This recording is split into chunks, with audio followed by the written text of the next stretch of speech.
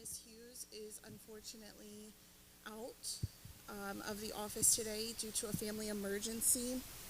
So what we are going to do is we are going to have Mr. Carter just stand in as the treasurer tonight. He will be doing roll call and reading the treasurer's report. Before we get started, I do just want to take a vote to go ahead and allow Mr. Carter to fill in for the treasurer's seat. Could I do a motion? So moved. Okay. Do I do the roll call? Okay. Ms. Bryant did a second. Do you want to go ahead and do the roll call? Ms. Anderson, Yes. Ms. Bryant, Mr. Kilgore, Yes. I abstain. Okay, could we go ahead and do a roll call for the meeting itself, please? All right. Roll call for the meeting, Ms. Anderson, Present. Ms. Bryant, Mr. Kilgore, Yes. and here, Mr. Carter. Yes. Okay, let's do the Pledge of Allegiance. Everybody stand.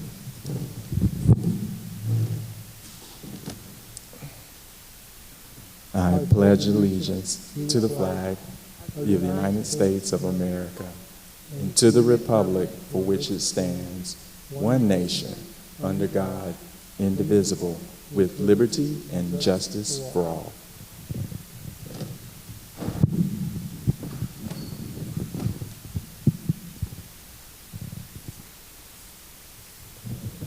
Okay. Bear with us tonight, you guys. We're all kind of figuring this out as we go. All right. Is there any discussion of the agenda? Can we give it a movement to accept the agenda? So moved. Second. All right. Movement to accept the agenda, Ms. Anderson, Yes. Ms. Bryant, Mr. Kilgore. Yes. I also accept the agenda. All It's just right. weird. The minutes for the May 16, 2024 regular meeting, we have a motion to accept those. Can we have a second? Who's taking notes? Am I taking notes? Okay. You and LaRonda will be taking notes as well. All right, Ms. Bryant made a motion. Do we have a second? Mr. Carter did. Oh, okay, thank you. Second. Any discussion of the minutes? Can we do a roll call, please? Ms. Sanderson, Yes. Ms. Bryant, Mr. Kilgore. Yes. Okay, is there any input from the Mount Healthy Teachers Association?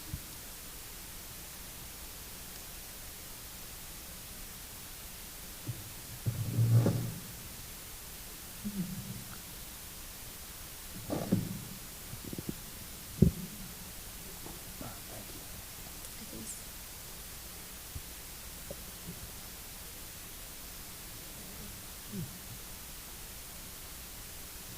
Check, check.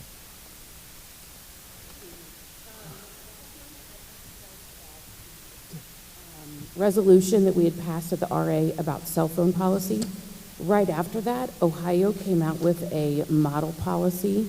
So I wanted to share this with you, and I shared this with members just a few days ago and got a little bit of input from them. And again, we would be happy to dig into this a little bit more as needed, but I figured this would give an outline for what Ohio was expecting as a policy. So just, there's a little bit of research on there. So for this policy, it says students are prohibited from using cell phones at all times, and that's during the school hours. There are exceptions sometimes for 504 plans for some reason, or for cell phones to monitor or address health concerns. They have storage of phones as in their lockers or closed backpack or a storage device like we used to have the wander pouches, but I don't think we'll be doing that. But in this case, students would put their cell phone in their locker or their backpack. And then it also has some discipline steps there. So on the back, there are a couple suggestions from MHTA that there be a more specific progressive discipline plan for repeated violations. And then also that there be, if there are guidelines for when cell phones are permitted, if they're permitted to use them at lunch, or as an educational tool with teacher permission. So I thought this would be a good document to help guide that, and we can always help flesh it out a little bit more if needed. Thank you. Thank you.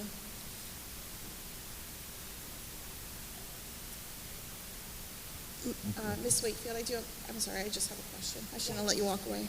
Sorry. So I know that you said that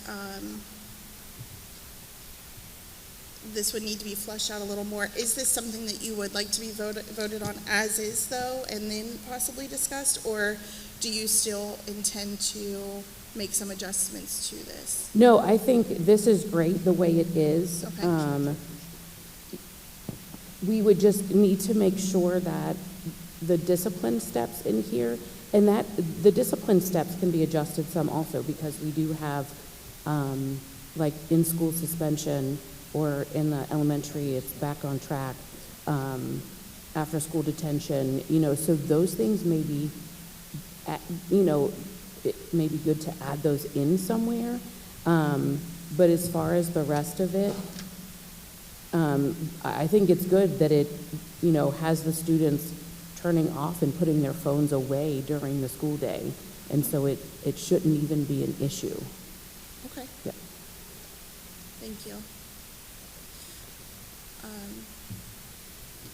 So I would like to read over this a little bit before we take any votes on this. I would like to read it more in depth.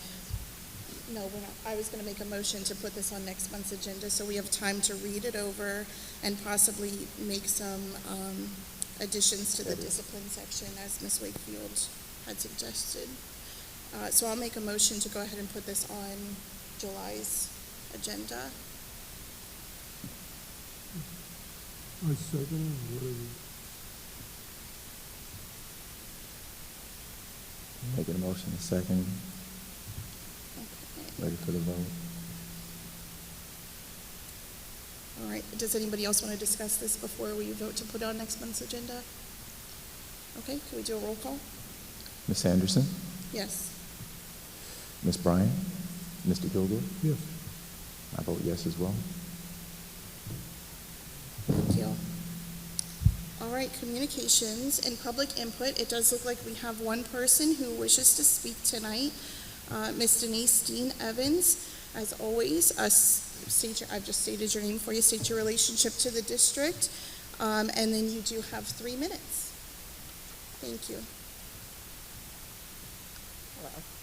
Hello. So I'm a teacher. This is my 3rd year in Mount Healthy, but I think he said to go close, but I've been teaching over 40 years and I've taught in every school district. And I keep coming to these meetings because I'm just trying to understand what's going on. At last week's committee meeting, there was a chart that they showed with the deficit spending. And from 2016 to 2019, we were not in a deficit. But from 2020 to 2024, we were in deficit spending. And I just still do not understand how this happened, because it's not just a little bit of money, it's quite a lot of money. So what happened in those years that caused the district to spend so much money that they didn't have? People have stated repeatedly that they did not know that we did not have any money, and I still don't understand that. It would be like taking your family out for dinner, ordering $1,000 worth of food, but you only have $100 in your purse. So I'm very concerned about that and how we got to this part. I think it's more than just a bookkeeping error. I think it's really crucial that we see where this spending has gone. I know we only can go forward now. At last week's meeting, they stated that we now have to cut $13 million for 2025, starting in July. And I can't even imagine how that's possible.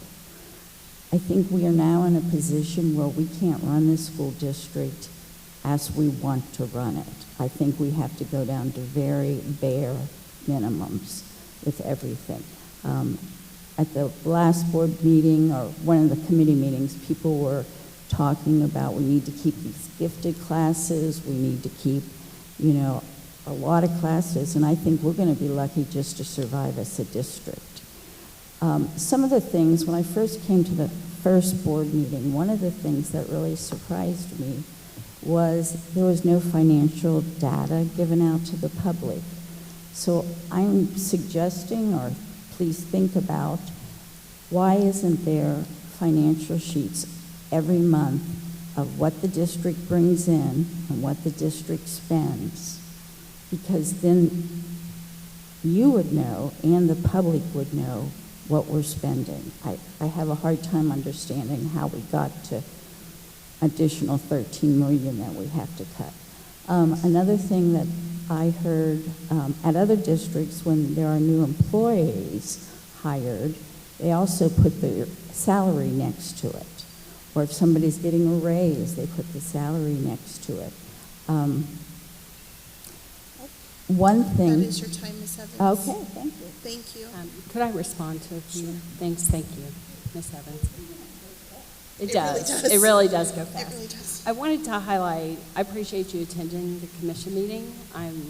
We had a number of people come out, and I think that's so important as we try to really get a good picture. On the chart that was shared, I just wanted to clarify a few things about it. I actually have a picture of it that I can send. The first year that deficit spending was showing up, where it says 2019, that is for fiscal year 2019. So that means that the deficit spending started in the 18-19 school year. And then you're correct, it continued. This is the corrected version. And I think that's important for us to remember, because this is after the auditors went through and corrected everything. If we were to look at that same chart based on the financial data that was given to the board from the 18-19 school year and on, it would not look this way. Sure. I know that this has been going on for months, and we're probably past the point of why did this happen? Why did this happen? So I know that. I know that we have to move forward, but I really think we have to look at some serious cuts. Sure, absolutely. I just wanted to make sure that, Yeah. I mean, I know that it's redundant to keep saying I don't understand, but I really don't understand. Okay. And I do think we should really look at the Early Learning Center. Okay. And anytime, Ms. Evans, feel free, we can sit down in my office, and I'll be happy to go over all of anything that you want to look at. I appreciate Where that, we and have we more could do time. that, but I think we really need to start looking at serious cuts, else we're not even going to be a Right. district. And I can assure you that we are. I know you are. Thank you. But this was my time to talk, so I had to get up Thank and you.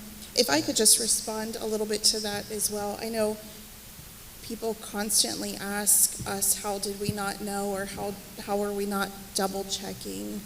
But the treasurer's job is to provide us with the 5-year forecast, and I know a lot of people say, why were we spending money that we didn't have?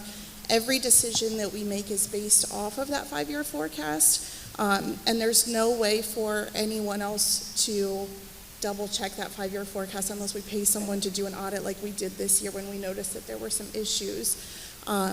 It's a very, very lengthy process to create a 5-year forecast, and it's just like when you pay somebody to do your taxes. You don't go then do your taxes because it's such a lengthy process. That's the reason that you pay them. So we pay our treasurer to perform these tasks so that we have this information, and unfortunately we do have to trust that this information is correct, and sometimes there are errors, and that's how we got into this situation where we were spending money that we didn't have because frankly we didn't know that we didn't have it. We certainly don't want to put the blame on anyone. Errors are sometimes made, but That's as simple as I can put it in the easiest terms that I can say it. So, and then as far as the treasurer's reports, those typically are available online, I believe. And it's not that we don't want to provide people with those, but in my opinion, we don't know sometimes if there are going to be 10 people or 60 people at the meetings, and these treasurer's reports sometimes have in excess of a couple of hundred pages, and honestly, we are trying to save money, and that's one of the ways that we could be spending money that we don't have is by providing 60 copies of 100 pages when we're not sure who's going to show up. So, I mean, I would suggest that maybe we start having a few copies possibly to pass around, but to have a copy provided for every person may not be reasonable at this time. But, I mean, I do appreciate that you guys want to see them, and I understand that.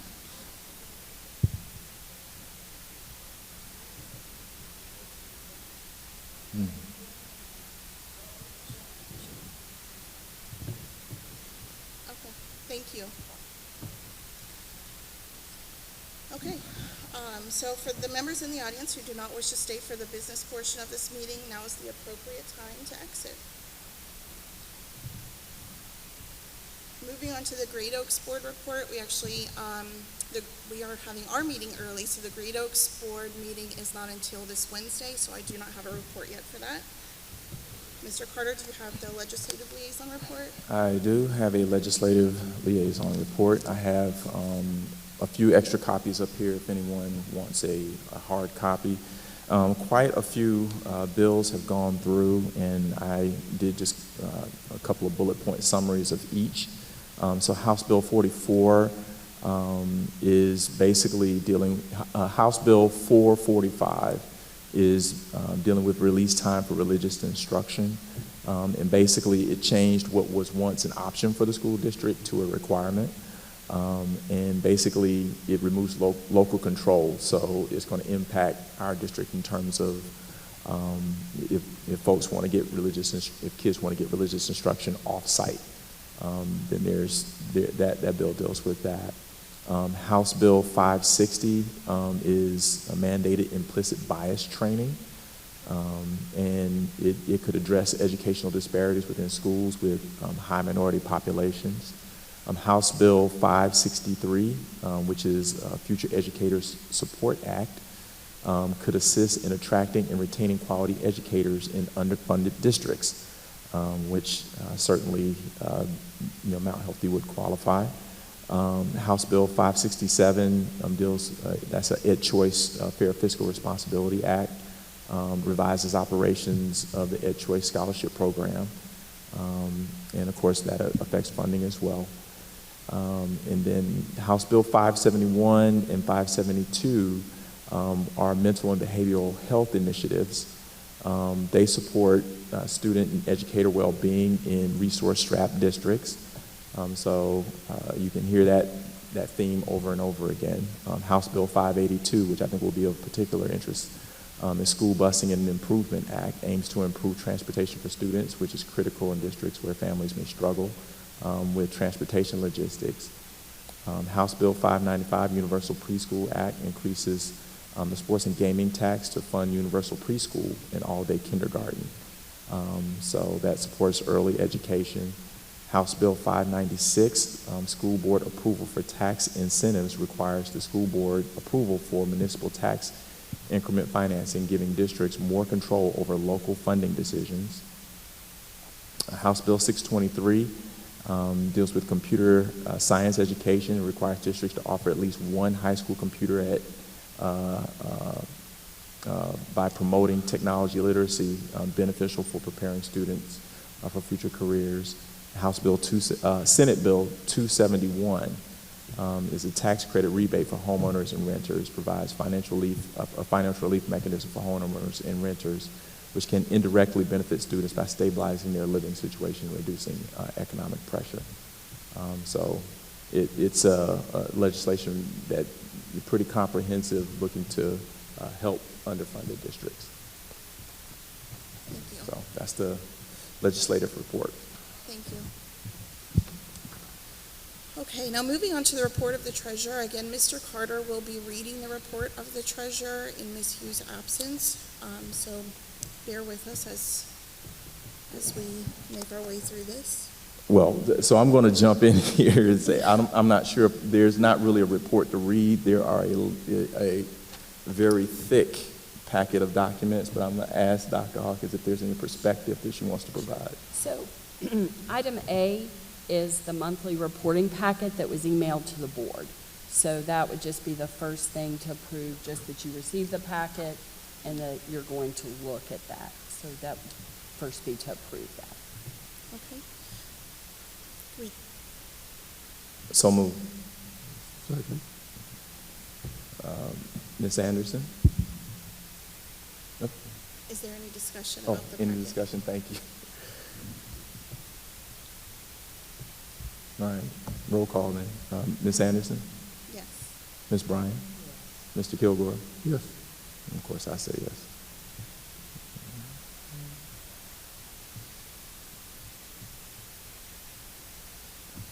All right, The second item is the recommendation to approve item B, contracts over $5,000. Now that we are in fiscal emergency, anything over $5,000 has to be approved by the board.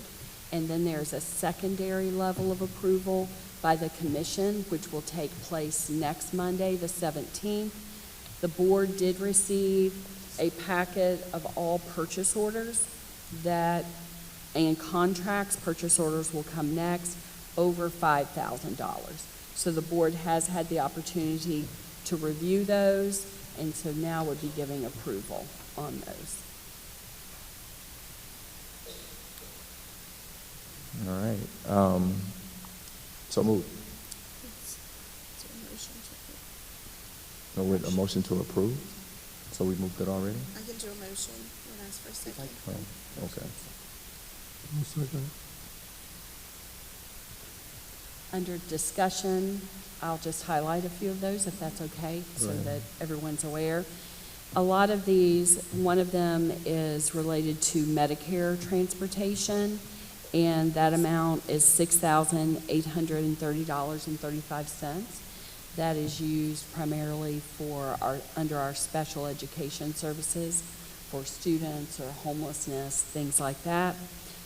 The next item is for Scarlet and Gray, the people who clean our buildings, and that amount is $304,947. Both of those would be coming out of the general fund. The next item is to Northwest Local School Board in the amount of $6,000. This is specific to transportation for a student that is experiencing homelessness. The next item is with Plattenberg for the amount of $27,375. This is a company each year that comes in and does an audit of the school, and that is the cost for that. The next item is for Centos, and that is $23,000. That is for supplies, security, uniforms. We also have one for Bright Star, and that is linked to mental health supports for our students.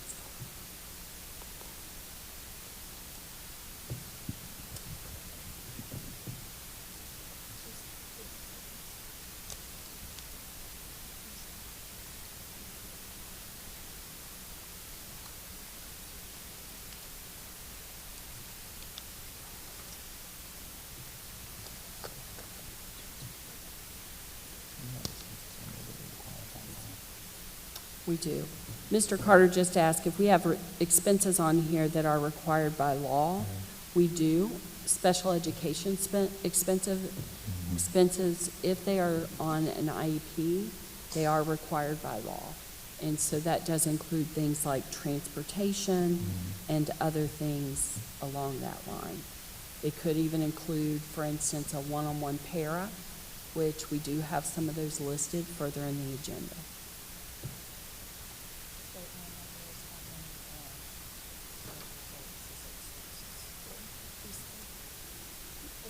required by law? Is that what you're asking? Yeah, Medicare, the Northwest Local School Board, Bright Star. Mhm. If the Bright Star services were on the IEP. Any more discussion? I don't think so. All right, do we have a motion? Ms. Bryant?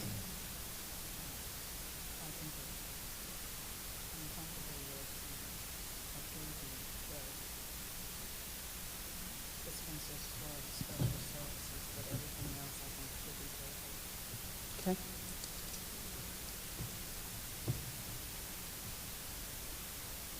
Does that include, you want to table Plattenberg as well, that will do our financial audit? Plattenberg has already has been doing the audit throughout. This was actually, I believe, an audit that started in FY '23 and went over into FY '24 because of extensions. And so I believe that they have already completed the work, but I'm not, 100%, but I know that there were extensions related to the FY '23. So special services and expenses that have already occurred. So then Cintas and Scarlet and Gray are the two you would like to table? I would like to make a note. Scarlet and Gray has, originally the contract was large, and they agreed to shorten it down under the $500,000 threshold. They do the cleanings and prep of our buildings in the summer. If this is tabled, that will not happen this summer because the contract would end at the end of June, and that would be for next year. The charges listed here are for this year. So it's for work already completed. Already occurred Yeah. in special services. Oh, I'm sorry. Yes, Since sorry. we're going through them anyway, can we talk about the importance of Cintas? Is there a reason we should continue with that one? I'm just filling in a I little know- bit here I for know the that- treasurer. This I know. isn't my area. Your wheelhouse. This is definitely something that can be looked at. Our maintenance people, we get a lot of things like the rugs that are in the hall. They come, I know that they swap those out. This is for May and June of 2024. So that one's already been. So it's already the services, but that's definitely one in the future, we could say, maybe that's something that we don't continue with and look at how we could save money. This isn't my realm, but we could Right. definitely check into that. I do want to just clarify that, again, this is the treasurer's report, which is why we are not super knowledgeable. Again, Ms. Hughes had a family emergency and did not expect to not be here tonight until a few days ago. So, but it does seem like all of these are either required by law or they've already been completed. I believe these will show up again on the then and now. Okay. That is part of the treasurer's report. That basically for many of these situations, there's a PO that is put in place and we think that it will be a certain amount. Sometimes it exceeds that amount. So for instance, if we receive students that are experiencing homelessness, then we can't say we've hit the limit of our PO. We have to go ahead and provide transportation for them. On the other, for the cleaning, I think Ms. Bryant has a great point that this does exceed what was originally agreed to on the original PO. And I believe that there are some new procedures that are being put in at the treasurer's office so that when a PO is being drawn against, when it hits its limit, it will no longer be approved. There'll be a message that says you have to get a new PO approved. In the past, that was not the case. So it allowed POs to go over their approved value, is what I understand. So some of these items you have listed here, like Bright Star Healthcare, Medicare, are any of these federally funded or state funded? It's all No, out of general fund? and you're gonna see those all on your then and now in just a few minutes. Anything that is specifically written in the IEP has to come out of general fund. Okay. It's one of the regulations. So even though we may have grant money available, we would not be able to say, okay, we can pay for this out of grant money. It must come out of general fund. And that is, the reason for that is for consistency. So anything that is listed, that would be a requirement. But these are all what's called then and nows. And as I mentioned, you will see them under the then and now section on your board report. So even though these have to come out of general fund, is there any way we can get reimbursement from the We state or we the federal? do turn it in. They do not reimburse it 100%. Okay, but So- we get some dollars. Not much. Not much. But 4 cents on the dollar. I think last time, Dr. Wilson could speak to this a little bit more, but it was around, what was the percentage, Dr. Wilson? 36%? We were reimbursed 36% of our special education cost.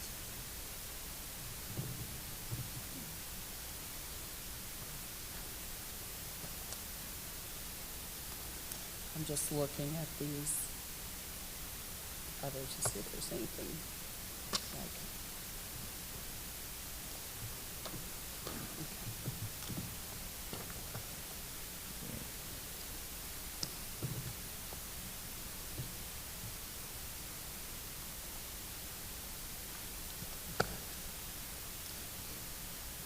Any other discussion? We do a roll call? All right, so recommendation to approve purchase orders over $5,000. Contract. Contracts. It says purchase orders here. That's the next one. Okay. We're still on that. We're still on that? Okay. Okay, so recommendation to approve contracts over $5,000. Who's made a motion? I made a motion and Mr. Kilgore seconded. We're just gonna do the roll call now. Okay, roll call, Ms. Anderson, Yes. Ms. Bryan, Yes. Mr. Kilgore. Yes. I approve as well.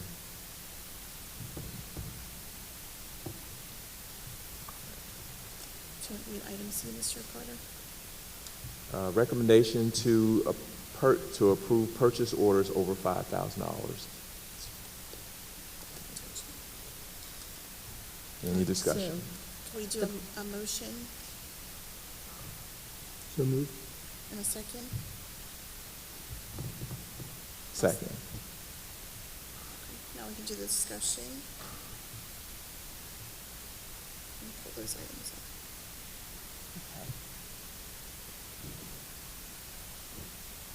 So, can we go back to the contract? I'm sorry, I don't know how we do that. Let's get through this. Yes, so that key we can- information. Apologize. Again, I'm not the treasurer. We are trying to do things for the state at the same way that they'll be looking at them next year. So if you'll pull out, there are 2 pages. This one is purchase orders. We've got it on our. Okay. This, even though it says no on contracts here, these are the actual contracts page. And then this other one that we discussed are your then and nows.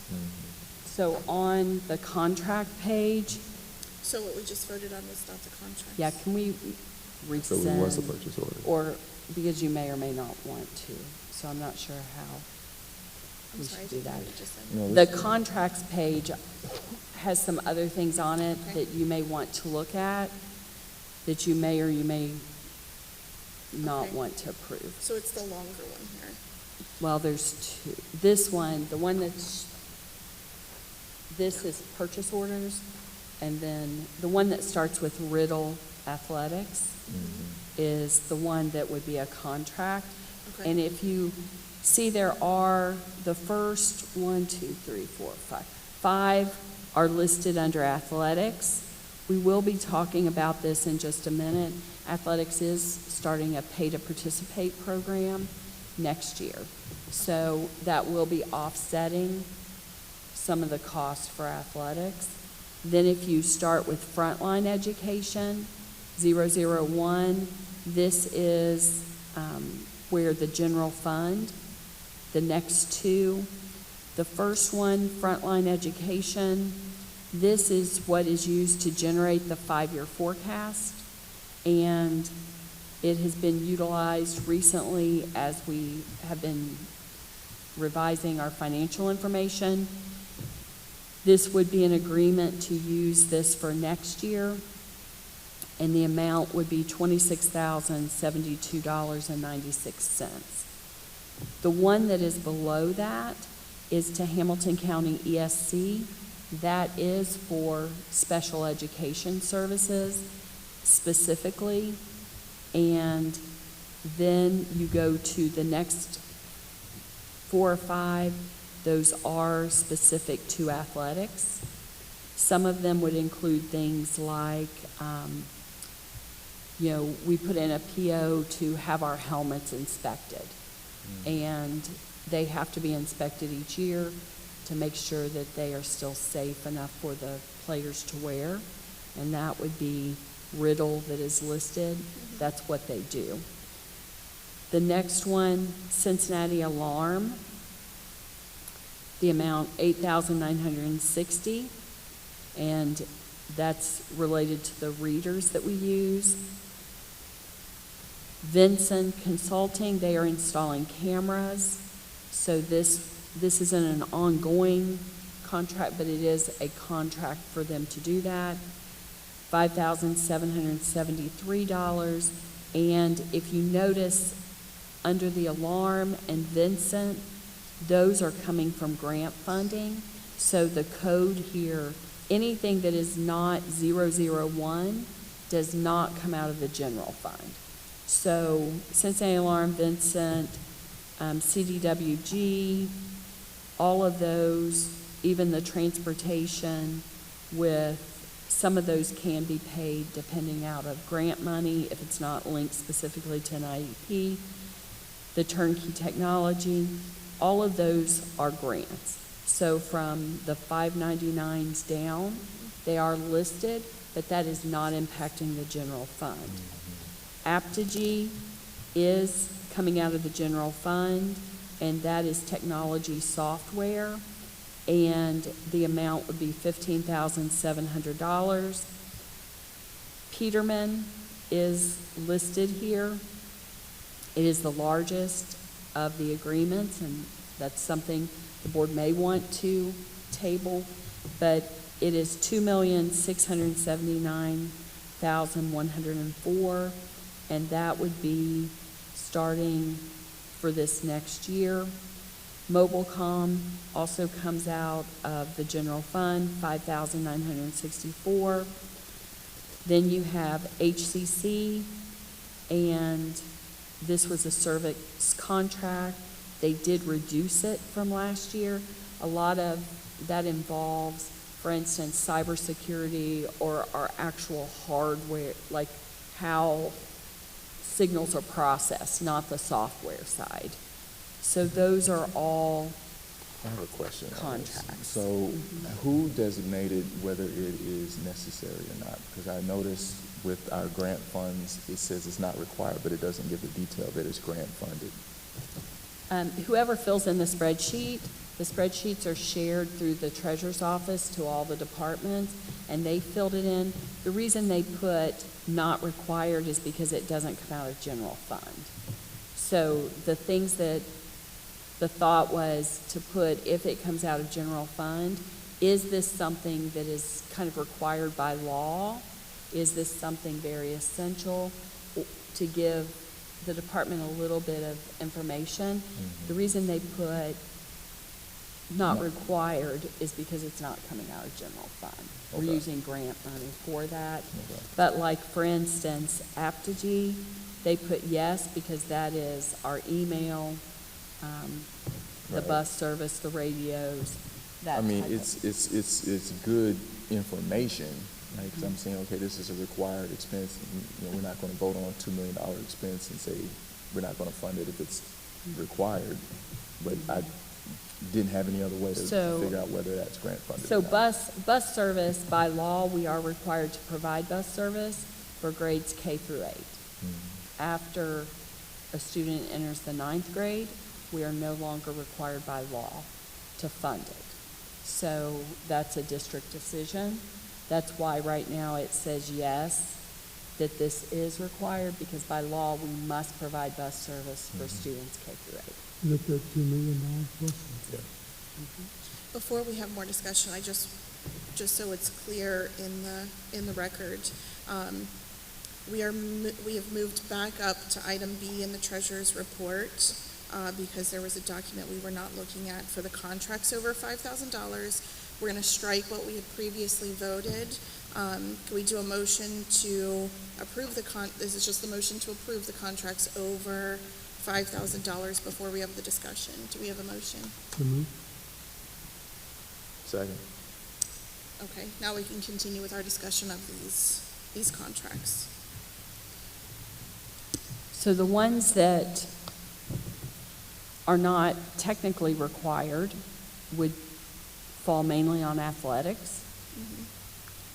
While they're not required, for instance, everyone has to video the games, and they share those through Huddle. We have to provide videos of the games. So if most people use this service, and the cost $9,850. Dr. Hawkins, that's not our decision, that's the league's decision, right? Yes, the league, we have to video the games. So, you know, Huddle is Not the optional. platform. I mean, technically it is, you could say no, and then we'd have to figure out how to do it, but I would recommend staying with what the league recommends. Athletics, as I've mentioned, we're going to be talking in a little while, they are starting a pay-to-participate fee for the different sports to offset the charges that are linked with athletics, and hopefully, eventually, they will be covering all of their charges, and possibly this year. We won't know until we start having that money come in. The conference fee is a requirement if we are going to remain in the conference. By law, we don't have to have athletics. Okay, no school in Ohio by law has to have athletics, but we do know athletics is very important to our community, to our students. So if we want to continue that, then we have to pay a fee to be in the conference that we are in, which is SWOC, which is called SWOC, and that cost is $5,000. Dragonfly is how they take payments, and, you know, it's linked for, it used to be Arbiter, and now it's Dragonfly. So these are things, if you are going to have sports and you are going to be in the conference, these are the normal charges that are part of that. And Ms. Cross is here if you have specific questions about athletic fees. I'm sure she would be very happy to elaborate on that. Yeah, the study has shown that students that are involved in athletic or some school event do better in school, so. Do we expect that the pay-to-play will recoup all of our expenses? I mean, has that been We, looked you know, at? in theory, if every student who have, you know, that played in the last year were to play every sport that they did in the past, while it would not recoup all of it, it would be close. However, when you do a pay to participate, there are students who will make the choice not to participate, Right. where if it's free, you know, I'm going to play 3 sports. If now it's a certain amount of money per sport, then I may not be able to do that. So it will take a year for us to get a baseline, but it is an effort to offset the cost. So in the past, since I've been here, and the board, you know, I think around COVID is when, I don't know when, there used to be a pay to participate, and then it went away. One thing, when we get to that section, I'll talk a little bit more in detail about the structure of that.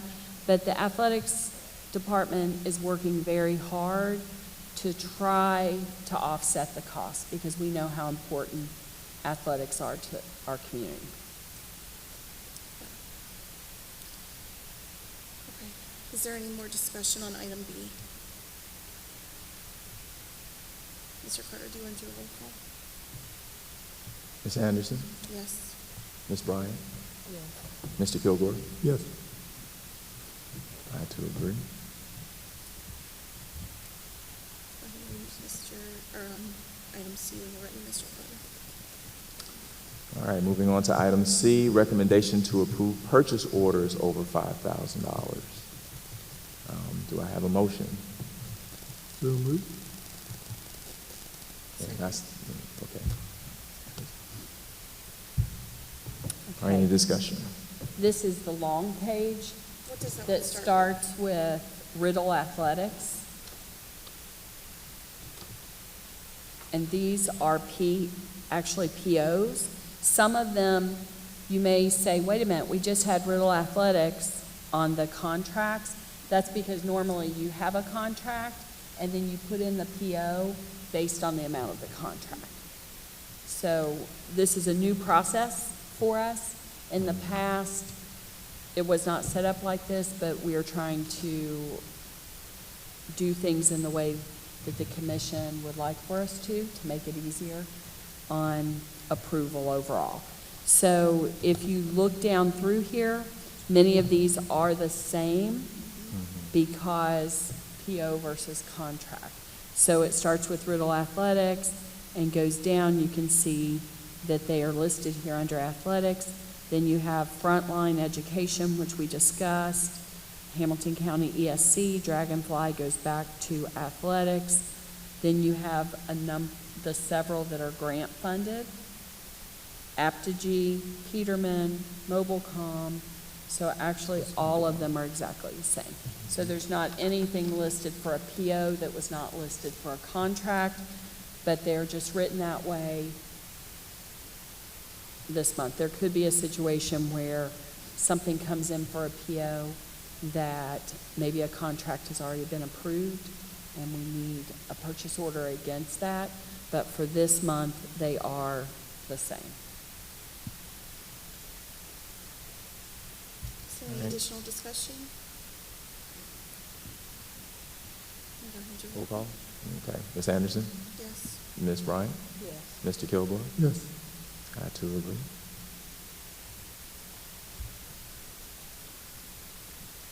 All right, so item D, recommendation to approve the following then and now resolution. Resolution to approve then and now certificates in excess of $3,000 for the month of June 2024. Section 5705.41. Whereas Ohio Revised Code, Section 5705.41, item D states in part that no orders or contracts involving the expenditure of money are to be made unless there is a certificate of the fiscal officer that the amount required for the order or contract of an appropriate fund free from any previous encumbrances, and whereas Ohio Revised Code, Section 5705.41, Section D permits the use of a then and now certificate as an allowable exemption to the above requirement, provided the fiscal officer can certify that both at the time that the contract or order was made and at the time that he is completing his certification, sufficient funds were available or in the process of collection to the credit of a proper fund properly appropriated and free from any previous encumbrance. The taxing authority can authorize the drawing of a warranty by resolution. And whereas Ohio Revised Code Section 5705.41, Section D goes on to state, if the amount involved in is less than $100 in the case of counties, or $3,000 in the case of all other subdivisions or taxing units, the fiscal officer may authorize it to be paid without such affirmation of the taxing authority of the subdivision or taxing unit if such expenditure is otherwise valid. Now therefore be it resolved by the Board of Education of Mount Healthy City School District, Hamilton County, Ohio, a majority of a quorum of the board concurring that, Section 1, the board desires to authorize the drawing of a warrant for the following items: Bright Star Healthcare at $34,431, Centos at $16,272.09, Plattenberg at $15,250, Scarlet and Gray at $202,933, Northwest Local Board of Education, $4,774.55. Medicare Transportation, $6,830.35. All right, so do we have a motion? So, Second. so if there's any additional discussion, but these are the items that we discussed a little bit earlier when we thought we were discussing the contracts. So these are the items with the three that are required by law, and then the other three that have already been performed. So is there any additional discussion? I think we, on the Centos, we had decided to table that. Is that correct? This has already been spent. Yeah. They've already completed the work. Oh, okay. We were They've gonna already- look at, okay, do we okay. need to continue with Centos in the future? Okay. Any additional discussion?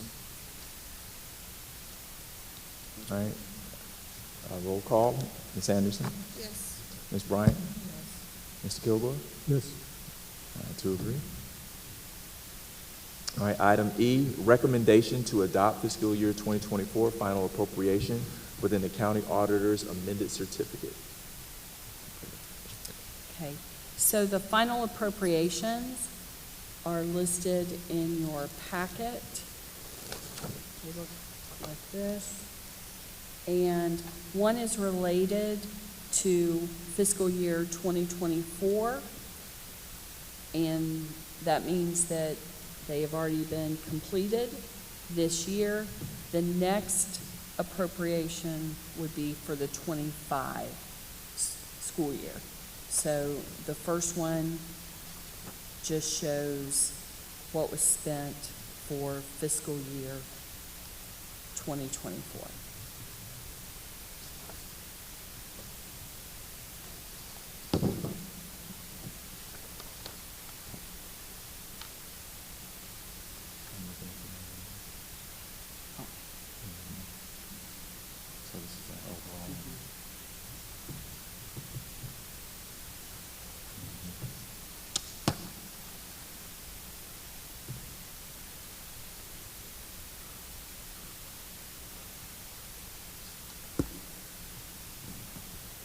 So this is an overall. So this report shows what we've already sent, is that correct? Yes, as we get ready, at the end of June, the year is completed, Okay. and so the year will be closed out. And so this is the appropriations Mhm. for FY 2024. Do we have a motion to approve? So moved. Ms. Bryant, second. Any discussion?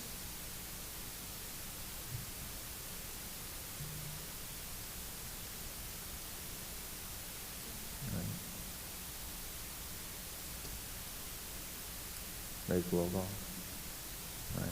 Ms. Anderson? Yes. Ms. Bryant? Mr. Kilgore? Yes. To agree. All right. Item F, recommendation to adopt fiscal year 2025 temporary appropriation within the county auditor's amended certificate. So with, I'm sorry. Do we have a motion to approve? So moved. Ms. Bryant, second. Any discussion? So with the 2025, the discussion was had that, we're looking still at cuts. So basically, funds most of our money is tied with the general fund.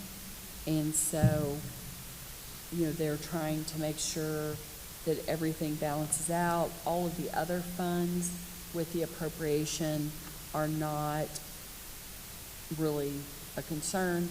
The main thing that they want to make sure that is balanced for the FY25 would be general fund, which is made up primarily of salary and benefits, and that's detailed in your report.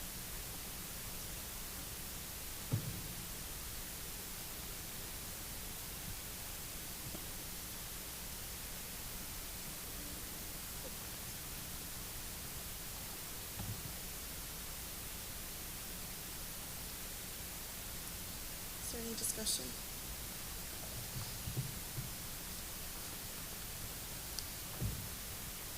We do a roll call, Mr. Carter? If you're ready.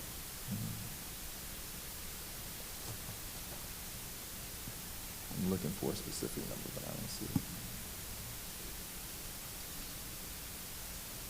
That's the number I'm looking for.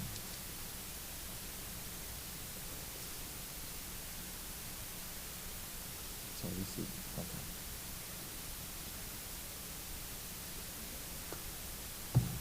So this number is not fully funded, is it? It's funded. This goes over several years. It's how it rolls out. Okay. So as far as the funding for the staff that we have, there is money in the general fund to pay for their salary and benefits for the next school year. Okay, that's the number I was looking for. All right, so it's been moved and seconded. So, ready for the roll call? Ms. Anderson? Yes. Ms. Bryant? Yes. Mr. Kilgore? Yes. And I too agree.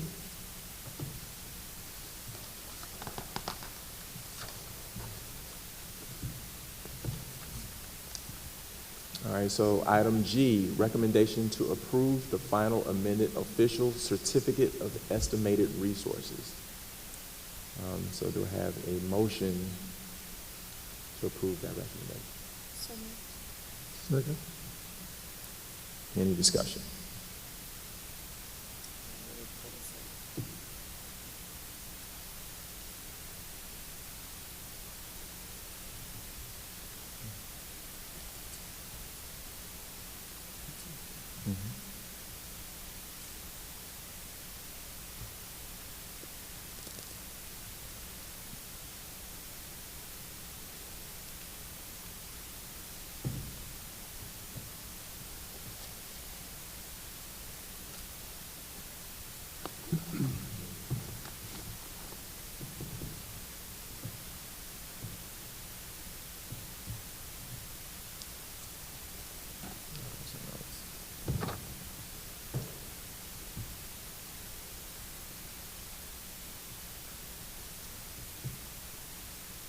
Any discussion?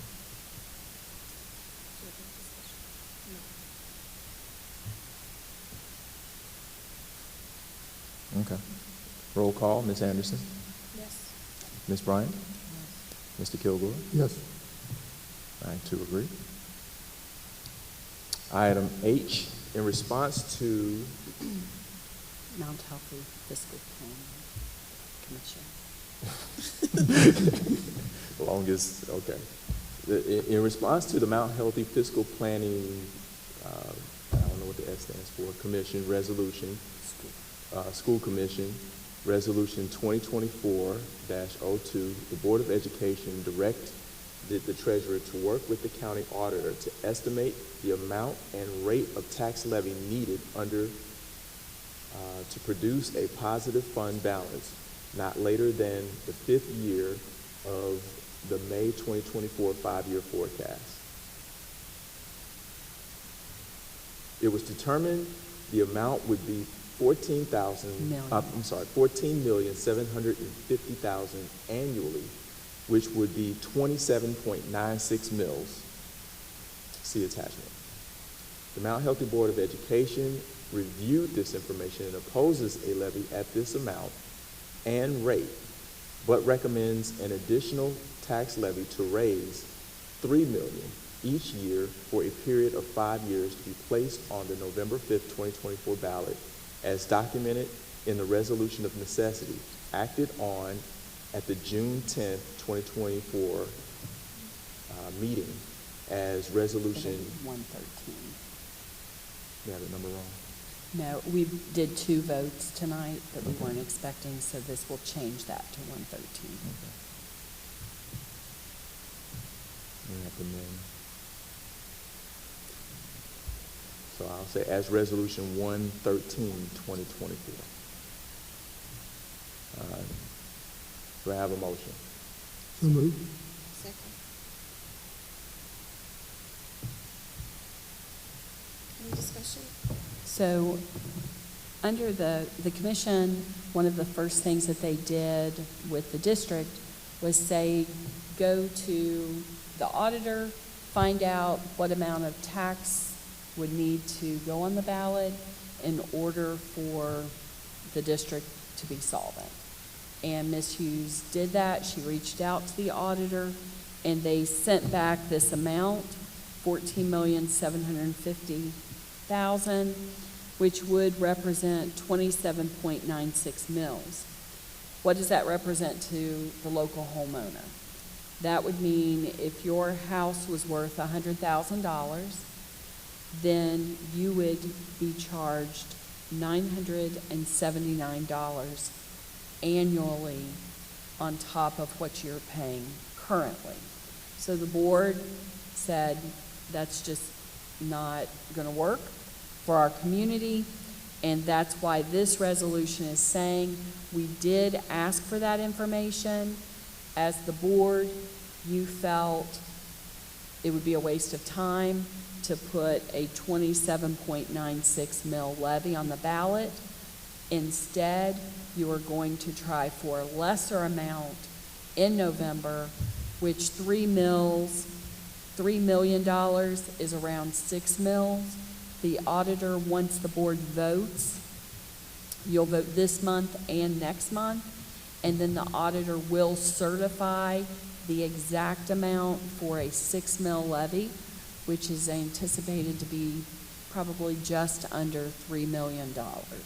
So the first, item H, is a vote saying, even though we have this information, we're saying no to this information because we don't feel that it would even be a valid levy item for our district.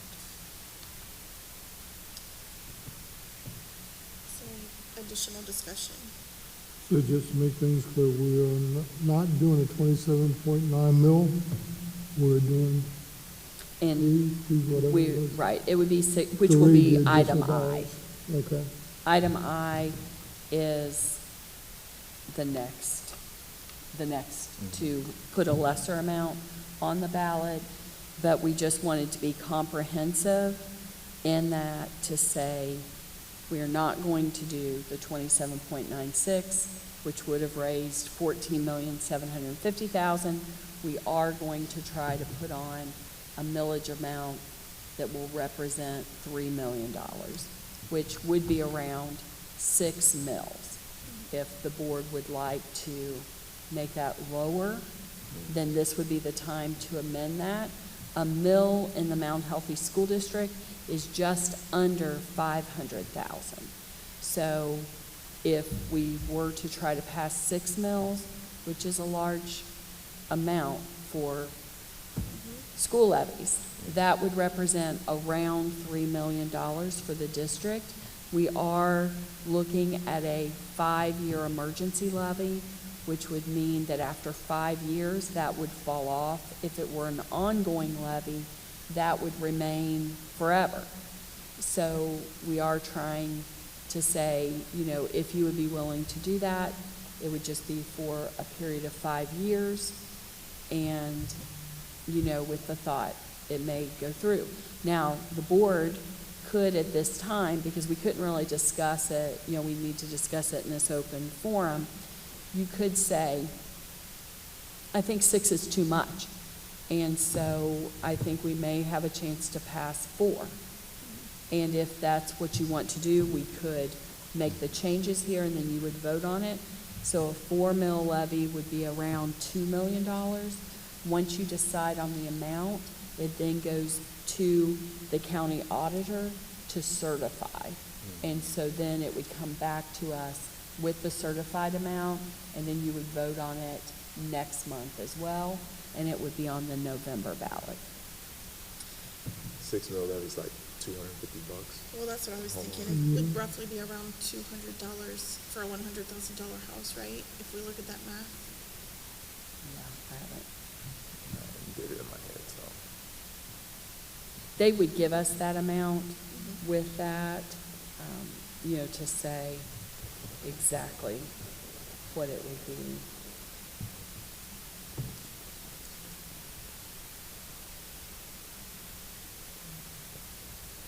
So if we did 4 mil, that would be two.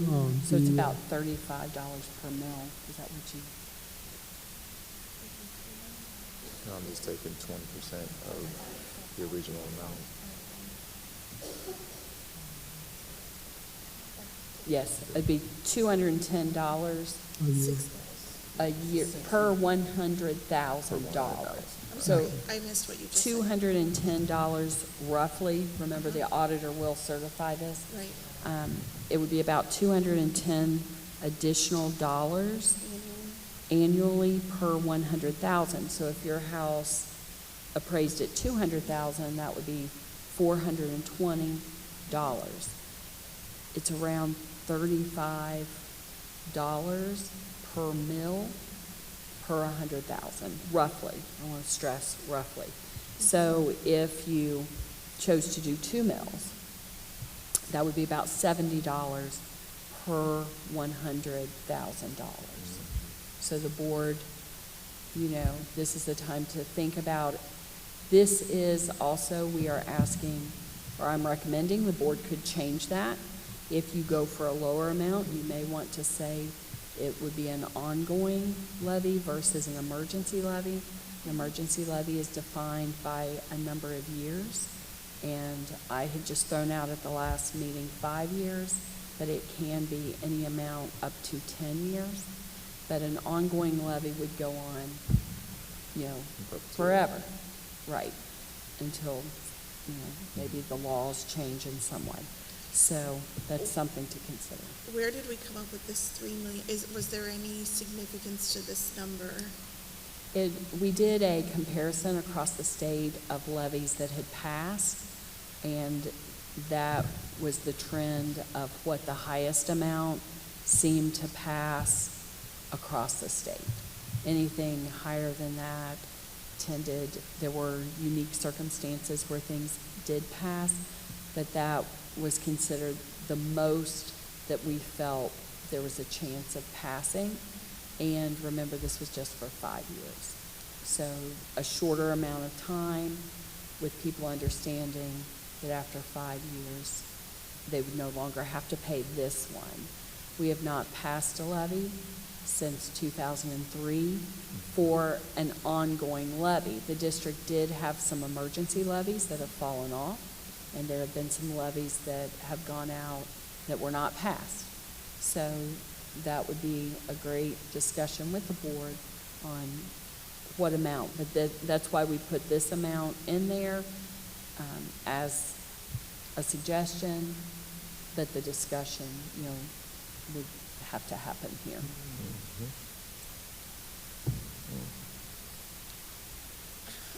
I mean, honestly, my recommendation with this would be to not limit it to 5 years.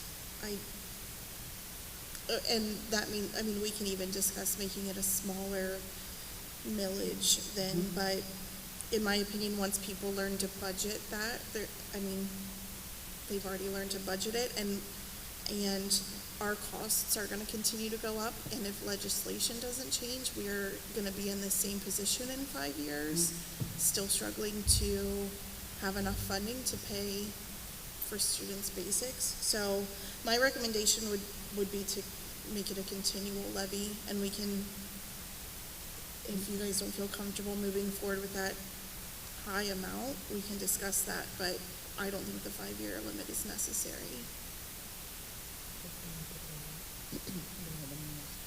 to maybe three. So you're saying you have that, $210 you're saying That's you just a have lot that, of money. raise I'm it? sorry. Are you saying do half the recommendation here Yes. and raise 1.5 million? And then change it from an emergency levy to an ongoing levy. Would, I'm not sure would, on that. would that still be if we did a 5-year, would you still recommend to make it lower, or is that based on my recommendation? I would still make it lower. I'm looking at how much I would have to pay and how much a sacrifice it would be for me. So So how much was that's a lot of 3 money. levy bring in? 3 mil, the 6 mil The 6 million, Instead of- that's 3 million. would, a 6 mil levy would bring in actually a little under 3 million a year, Okay, that, we have to pay back the state how much? 15? almost 11, Almost 11, 10.7. okay. Yeah, to me, the challenge that I have is that the legal costs that we have that are not being reimbursed by the state is really the challenge for the school district. And so, we are pinching pennies and cutting programs and doing all this stuff when really we have $11 million worth of special education expenses that are unreimbursed that we're legally required to pay. And so is the community going to want to support? And the answer to that is no, unless you are in a situation like I am where I have a special education child. So I understand how expensive it is and I'm grateful that we have a school system that supports it. So to me, it's almost taking bad poison because not only we're going to have to do this, we're going to have to make cuts and all this pain still got to go around. So it's a no-win situation. So it's very difficult for me to say, yeah, let's go for $1.5 million when we know, we still got 10x that to find. Right. So I think it's fair for us to ask the community to help us, but it's also not fair for us to put them in a financial bind also. Yeah. I think people are very willing to want to help in many ways, but I think for me, this would double what I pay a year, and I don't know that everybody could do that. No, I mean, it's asking our community to pay for the money that we're not getting from the state, You essentially. can't expect them to make up all that. Right. yeah, No, it's difficult. It's not going to. It's difficult. Yeah. This is just a piece of what we have to do for the future. We're considered a 100% poverty district, is We that are. correct? In actuality, our number is around 90%, but once you hit a certain threshold, the state classifies you as 100% poverty. Right. And this $3 million number probably is not coming from districts that are at 100% poverty rates. It Maybe- depends. maybe And, not. most districts put a levy on the ballot every 3 to 4 years to keep up with just cost of living increases. As I mentioned, we have not had a new ongoing levy that has passed and on our books since 2003, which when we talk about that, people are shocked, in the financial realm, because that's a very long time without a levy. We have tried to offset some of our expenses through grants and paying for things out of grants to try to not have to take a levy to the voters. And so, But you said we have had 5-year levies pass. we have in Since the 2000. past, they have fallen off. There have been, Since 2003? yes, I believe it was around 2008, 2009. We would have to ask the treasurer to verify, but there was an emergency levy that was on for a period of time that has fallen off. And again, emergency levies can be, the district would name the year. So I'm not sure if it was 5 years, but it was a short levy. There was also a time when the community passed the bond, and that's what built this building, as well as south and north. And that is usually over a 30-year period, similar to a mortgage. So after 30 years, that will drop off of the tax bill, but not for a while. So that is something that the community did agree to for the specific purpose of building north, south, in the junior senior home. It's just so fun. I think the community is going to be very sensitive to if we do something ongoing. So I would say do the lower number as an emergency, just to say, hey, Just to get it 5 years, on. Yeah. correct. yeah. Yeah, I agree. Because I think, in the current economic climate, everybody's going through challenges themselves. So, I know. The one thing I I- would just give as a small piece of advice, this probably will be the main time that you will ask for a levy. So I would just kind of weigh that out a little bit. So if you go for a lower amount, and let's say it's $1.5 million over 5 years, and then in 4 or 5 years, you say we have to have more because of expenses, people are going to automatically say, we just passed a levy. School finance is very difficult to understand, and so even as we've talked today, this is a mill, 6 mills represents this. The average person, I just voted for a levy, and the school is now asking for another levy. So I think I would decide with the thought that this is what we're going to ask for, and hope that you don't have to go back for a while. But that does start to complicate, because if we can say we haven't asked for a levy in quite a while, then hopefully our community will be more receptive. But we don't want to go into it thinking that we're, or such a low amount. It would almost be better to not do, in my opinion, to not do a levy than to do an amount that you would have to go back and ask for again. And you can choose not to do a levy. However, we do have an amount of money that we're still trying to cut, and so this would be revenue coming in.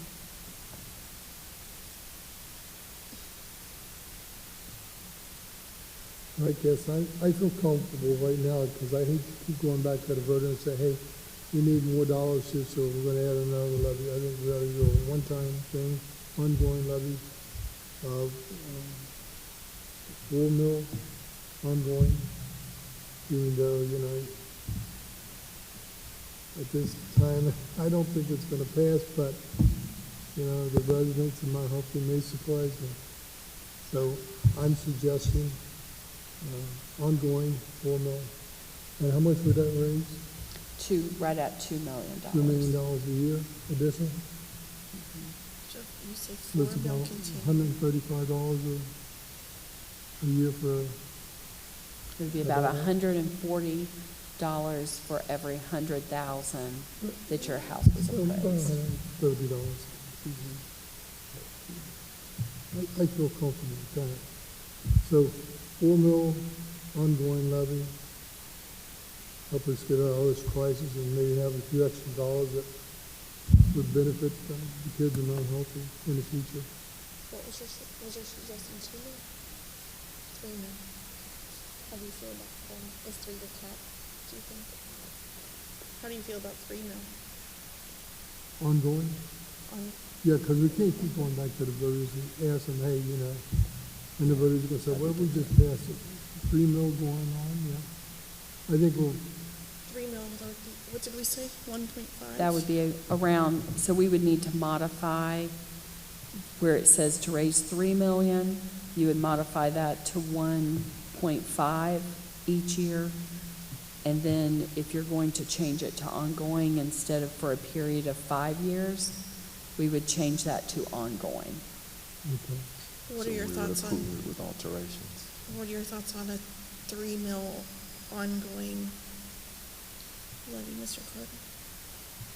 I'm kind of in the same boat Emmett is, where, the taxpayer is dealing with a lot. These are not high times for most people. So I think it's going to be difficult. But I do get Dr. Harkin's perspective on, going back to the trough again to the voter and saying, hey, we need you to re-up. I mean, she's right, that is typically met with a negative reaction. So, Yeah, because we can't keep making cuts to our staff and things that kids need for an education. And that's why we're here, is to help the students in Mount Healthy to advance. So, We all want to help the students, but also, I mean, just like Kim said, if it's this full amount on here, I guess I'm selling my house in Mount Healthy because I can't pay it.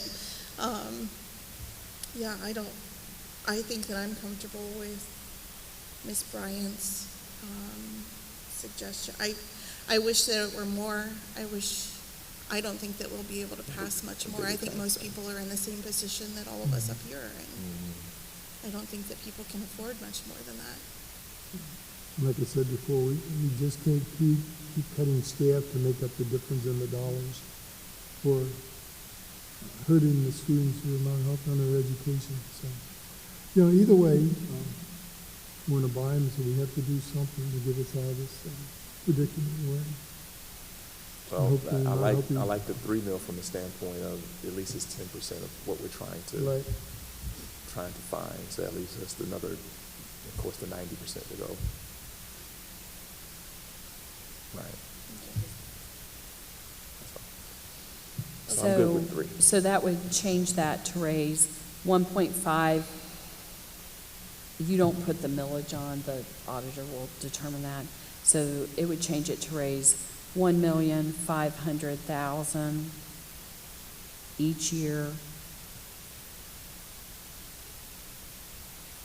ongoing. And you would remove the period of 5 years. In the first part, and then we would also mirror that in the second when we would get to that. Okay. Is there any additional discussion on section H before we take a roll call? All right. Ms. Anderson? Yes. Ms. Bryant? Mr. Kilgore? Yes. I also approve with alterations. Now for section I, Ms. Hawkins, is this something that Mr. Carter needs to read in its entirety? Yes. Okay. And under, right here, Mhm. this would change to 1.5 $1.5 million Mhm. ongoing instead of, And it says 5 years, so I gotta take that period out of there too. Each year, not just take for a period of 5 years. so out. any place that says 3 million, Mhm. we would be changing that to 1.5 million And they don't have any notations of millage. and ongoing. Oh, wow, I'm gonna be reading a lot. Okay. Welcome back to class, Short Mr. Carter. Right, all right. So, section I, a resolution declaring it necessary to submit to the electors the question of levying an additional tax pursuant to sections 5705.194 through 5705.197 of the Ohio Revised Code for the purpose of the emergency requirements of the school district. So that's That going to needs to come change. out, yeah. Instead of emergency, we would put ongoing.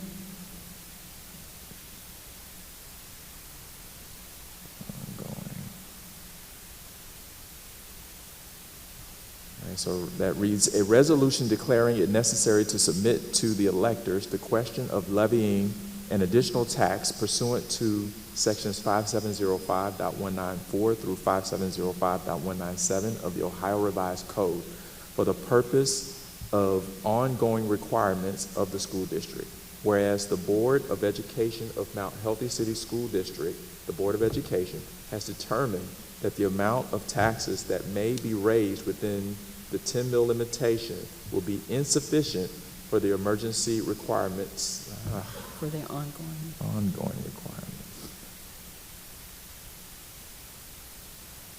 For the ongoing requirements of the school district, and that it is therefore necessary to levy an additional tax in excess of the 10 mil limitation in order to raise the amount of 1.5 million each year. Whereas a resolution declaring the necessity of an additional tax under Revised Code 5705.194 outside the 10 mil limitation must be passed and certified to the Hamilton County Auditor in order to permit the Board of Education to consider placing the question of levying such an additional tax on the ballot. Now, therefore, be it resolved and hereby determined by the Board of Education of Mount Healthy City School District that Section 1, this Board of Education determines and declares that it only has territory within Hamilton County, and that the revenue which will be raised by all tax levies which this Board of Education has authorized to impose when combined with the state and federal revenues available to this Board of Education will be insufficient for the ongoing requirements of the school district, and that it is therefore necessary to levy an additional tax in excess of the 10 mil limitation upon the entire territory of the school district in order to raise the amount of 1.5 million each year, with the levy on the tax list and duplicate for the 2024 tax year to be first collected by the Board of Education in calendar year 2025. Section 2, pursuant to Revised Code 5705.194 through 5705.197, and if authorized by this Board of Education, there shall be submitted to the electors of the entire territory of this school district at an election to be held on November 5th, 2024, the question of an additional ongoing levy in excess of the 10 mil limitation for a period, for an ongoing period, commencing with a levy on the tax list and duplicate for the tax year 2024, to be first collected by the Board of Education in the calendar year 2025, in order to raise the amount of 1.5 million each year, for the purpose of the ongoing requirements of the school district at an annual tax rate necessary to raise that amount. The treasurer is directed to immediately certify a copy of this resolution to the Hamilton County Auditor in the manner provided by Revised Code 5705.195, with a request that the County Auditor certify to the Board of Education the amounts described in Division B2 of Revised Code 5705.03. Section 4. This resolution shall be effective immediately upon its adoption. Section 5. It is found and determined that all formal action of this Board of Education concerning or related to the adoption of this resolution was adopted in an open meeting of this Board of Education, and all deliberations of this Board of Education that resulted in such formal action were adopted in meetings open to the public, in compliance with all applicable requirements of the Ohio Revised Code. Do I have a motion? So moved. Very good. Thank you. Ready? Discussion. Any discussion? Please don't ask me to read it again. All right, Ms. Anderson. Yes. Ms. Bryant. Mr. Kilgore. Yes. I too agree. All right, Section J. Recommendation to enter into service agreement with North Coast Shared Services Alliance for Treasurer Fiscal Support effective July 1, 2024 to June 30, 2025. Total cost is $25,000.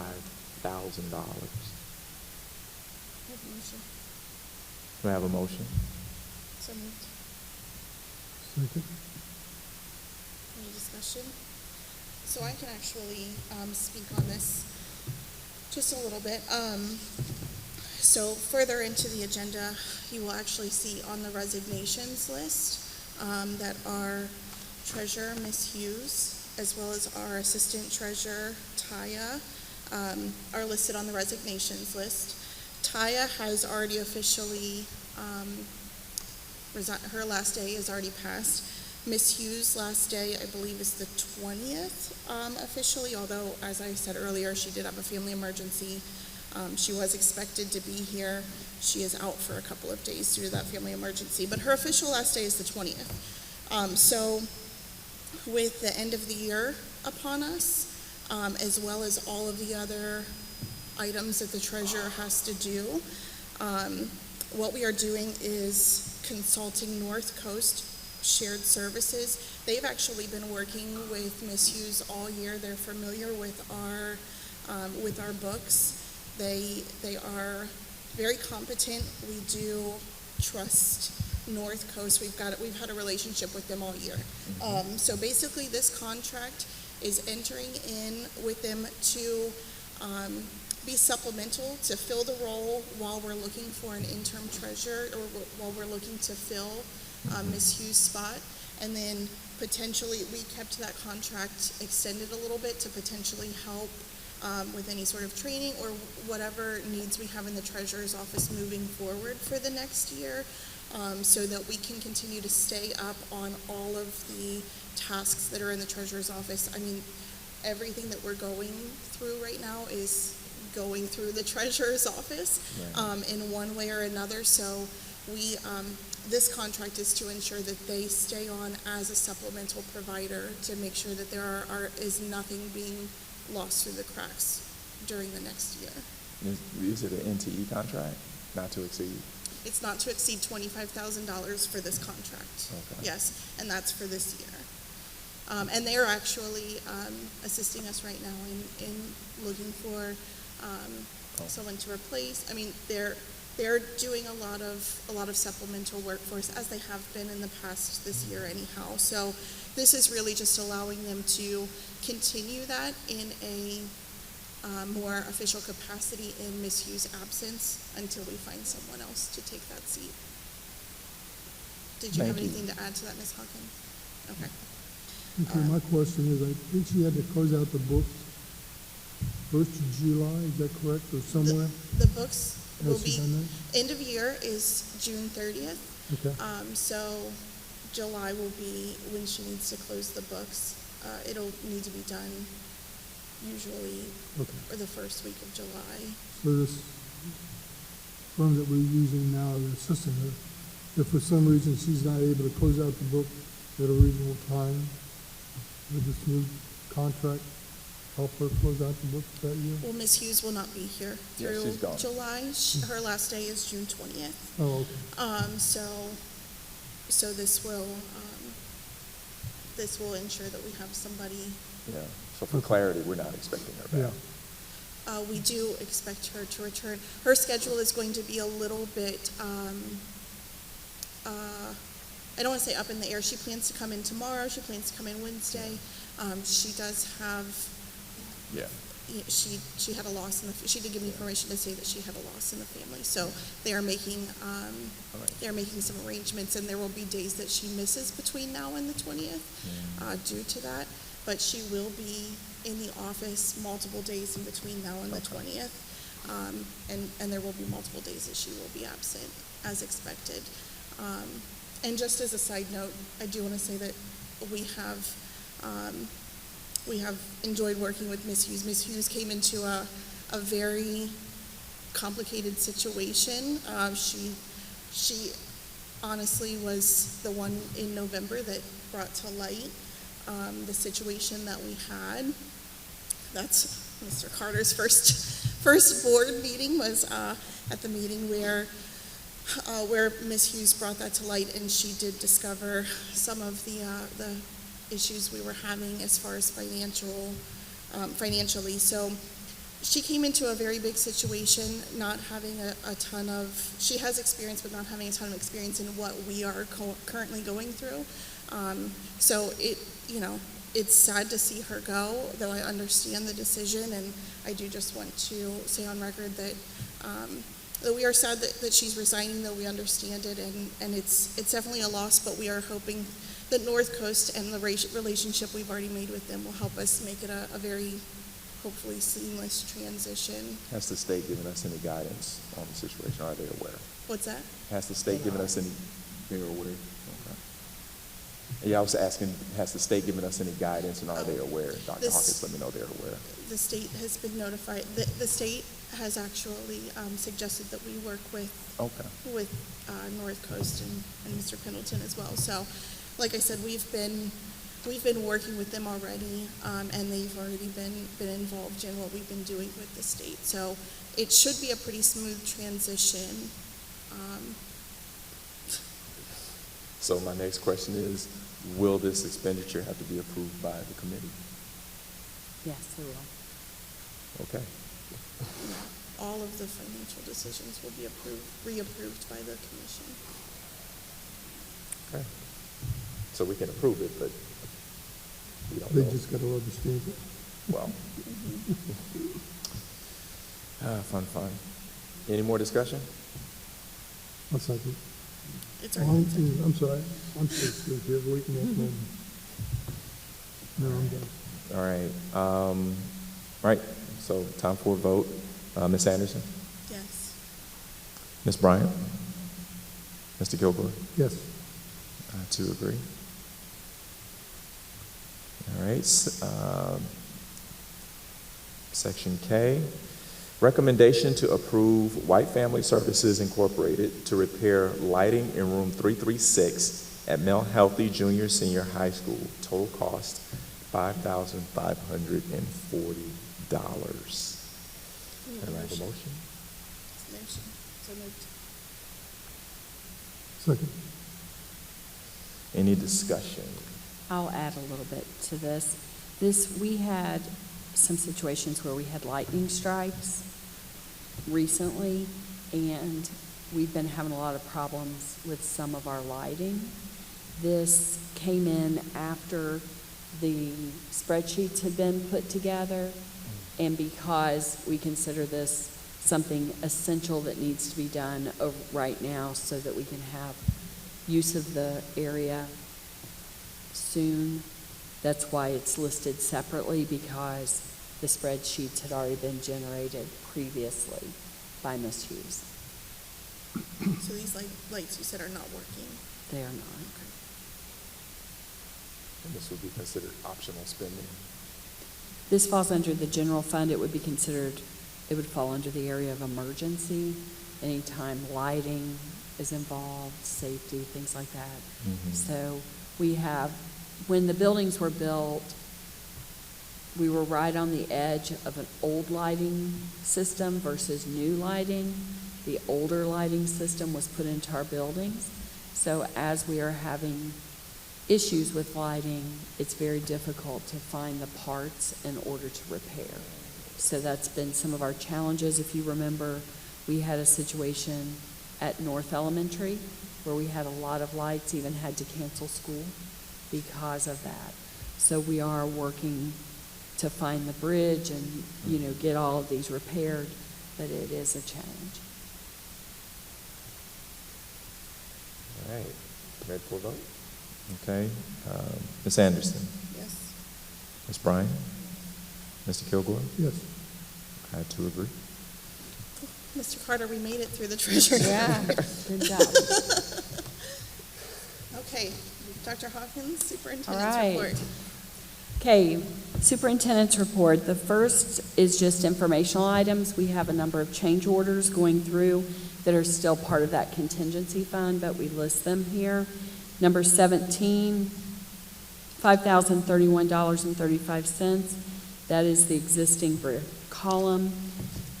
21, they added some things with the asphalt. 23, AI phone and card reader for $5,257.92. Third floor bearing, $846.85. Additional dimensional letters, $915.45. And 4-foot, bus second floor landing, $7,909.61. And those are we list those just to be transparent. on what is going through, and these were related to the construction that is being funded with grant money. That was my question. The second item, informationally, Mount Healthy City Schools can no longer pay for Best Point educational and behavioral health for school-based behavioral health services out of general fund due to the district being in a fiscal emergency status. And so as part of the work, we need to declare that. And so that's why it's listed under the informational items. Item B, recommendation to file the Consolidated Continuous Improvement Plan, better known as CCIP, funding application for fiscal year 2025. We do this each year. This is not anything new. This will permit the local educational agency, or the LEA, of Mount Healthy City School District to submit one application for the Title I Part A, Title IIA, Title III, Title III, there's two different. One is for language for English learner, the other is for immigrant. Title IV, IDEA B, IDEA ECSE, expanding opportunities for each child grant, and Title I non-competitive supplemental school improvement in lieu of separate applications for each program. Do we have a motion? Make a motion. Ms. Bryant, second. Okay, any discussion?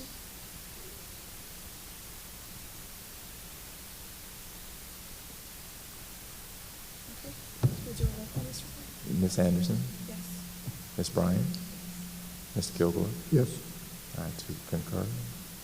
Thank you. Item C is the recommendation to adopt a resolution of participation in the programs for fiscal year 2025, Title I Part A, Title I non-competitive supplemental school improvement, Title IIA, Title III, Title III again, Title IV, IDEA Part B, IDEA ECSE, Comprehensive Literacy State Development, expanding opportunities for each child.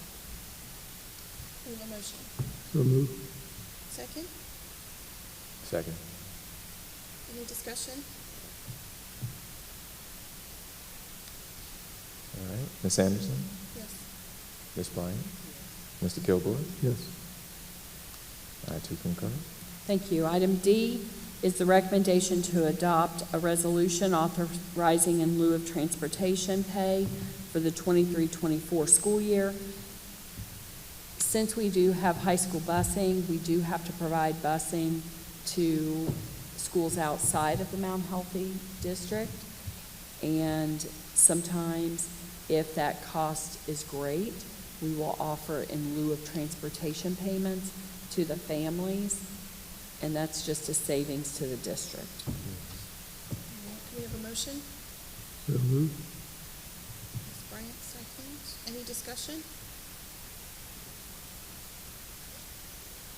So we're paying the families instead of paying, so we're paying them less than what we would be Yes. paying to transport the student? Right. Okay. So for instance, we may have a bus going to school and we have 2 students. Mhm. Well, to run that bus for the year is much more Right. than paying them what is mandated to pay. Okay.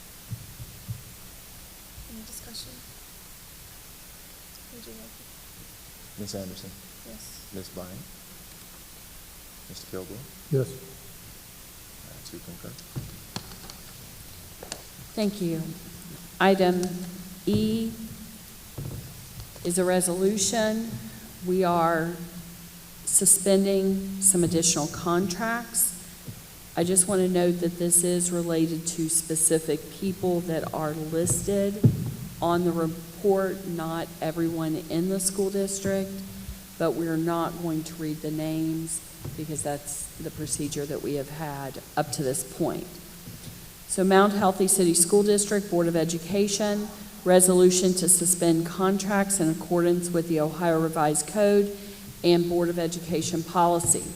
Whereas the Board of Education of the Mount Healthy City School District, hereafter the board, has received a recommendation from the superintendent of a reduction in force in the administrative, exempt, and certified staff, and whereas in addition to the authority provided in these sections of the Ohio Revised Code, the Board of Education has adopted policy pursuant to the Ohio Revised Code permitting the board to institute reductions in force as a result of financial reasons and due to reorganization and/or consolidation of functions. Now therefore be it resolved by the Board of Education of the Mount Healthy City School District as follows. Section 1, in accordance with sections 3319.17 of the Ohio Revised Code and Article 5.07 of the Collective Bargaining Agreement, the following certified contracts shall be suspended indefinitely effective August 31st, 2024, as a result of financial reasons and due to reorganization and/or consolidation of positions. 3 people are listed.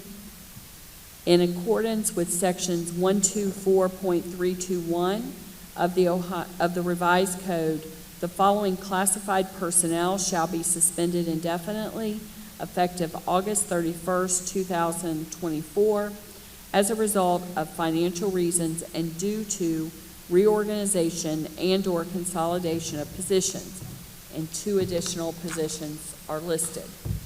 The superintendent shall provide notice to the affected employees of the suspension as soon as possible, and said notice shall, if applicable, include notice of a right of recall pursuant to policy, or if applicable, to a position under Ohio law.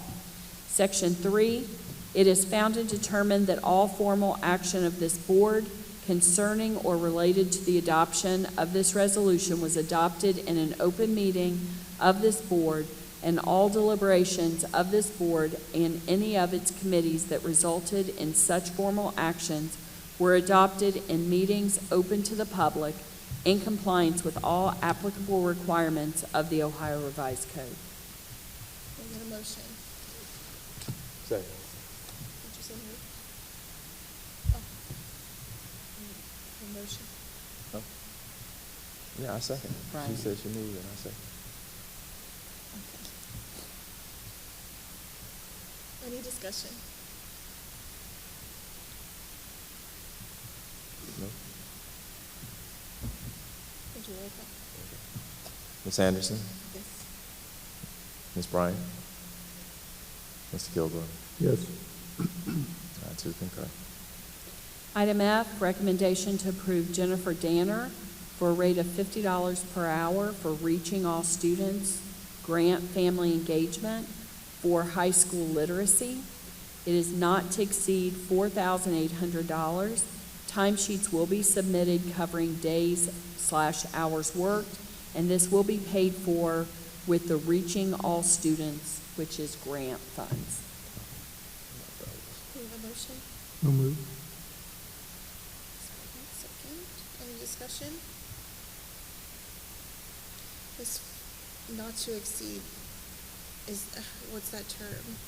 That's just saying that she can work at $50 per hour, but if her total for the year, So it that's cannot for the go. year. Yes, it's for the year. It will not go higher than that.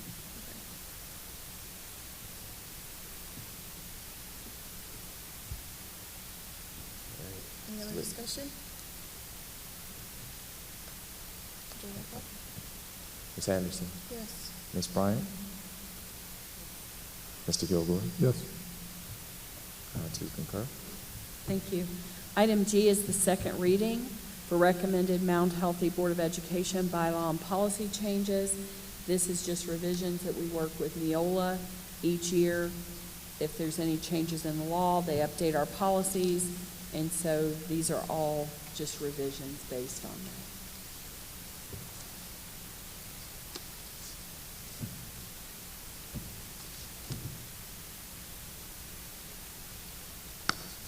Do we have a motion? So moved. Any discussion? Do you roll call? Ms. Anderson? Yes. Ms. Bryant? Mr. Kilgore? Yes. I do concur.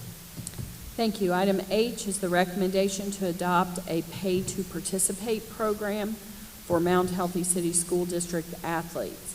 The fee to participate for high school students is $150 for the first sport and $75 for the second sport.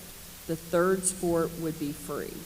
The fee for junior high students is $100 for unlimited number of sports. The pay-to-participate program will go into effect for the 24-25 school year. We have a motion. So move. Second. Discussion? Any discussion? So with this, I did want to note that the athletic department did work with area schools to look at what their fees were, and they have developed a way for families to earn credits towards the fee. So families have the opportunity to work they can work at the gate at a game. They can also work at our concession stands, or they can scan tickets as the gate. They can be a football chain worker, clock, junior high, or high school worker. So if they do that, each event that they choose to do in those categories would give them a credit of $25 towards that fee for their student. So that is a way that they can, give time instead of paying it outright. The other thing is they don't have to pay it all at once. The payment will be divided over a few months so that they have the opportunity, for instance, at the high school level to pay $50, then pay another $50, and then their third and final payment. So they have tried to think of different ways to allow families to make sure that if they would like to participate in athletics, that there is that opportunity. Is this comparable to the amount we were charging for pay-to-play before we got rid of? Ms. Cross is actually here. Ms. Cross, do you want to come up and speak to that? No, you have to come to the mic, sorry. They won't be able to hear you on the tape if not. So in the past, pay-to-play was $100, and the second sport was $50. So they could work bingos, or they could do concessions. We never let them do tickets. But since tickets now is electronic, we feel comfortable enough to allow them to scan tickets instead of handling the money, because we don't really know who's doing what. So it's always been $100, and then $50 for the second sport, and third sport is free. Okay. And so it's always been okay. Parents always was okay with that. You may have a few that you had to work for. You may have a student that just didn't have nobody to work for him, so we made them not make them, but had other ways for them to earn their credits, because it's not the kids' fault. Okay. So you don't take them away from their sport. Right. Do we have any estimates in terms of what we think the impact of this move would be? Meaning how many students? Or how much we've raised, or how So much? we kind of did a ballpark figure. We had 200 kids that paid $150. They would give us $30,000, but it would be higher because junior high pays $100. So we kind of just try to stay at the lower end versus saying $50. But we did say we can come up with $50,000 if we stayed on top of things. So there's at least half of what we pay out. So we're going to get there, I promise you. Well, thank you. Any other discussion?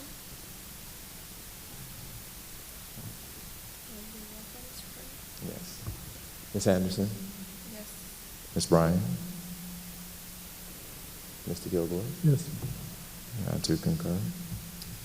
Thank you. Item I is a recommendation to approve the following as band clinicians for the 2024 summer band camp, and those members are listed below. We do save money by having our camp here at the school versus going to another location, and you know, they do a fantastic job. I've seen great improvements in our band, as Ms. Bryant can concur with me, at the football games over the past few years.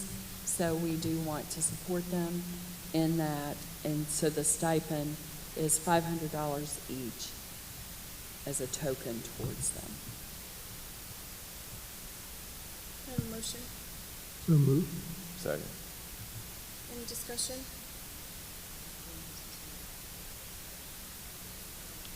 What's that? In the past.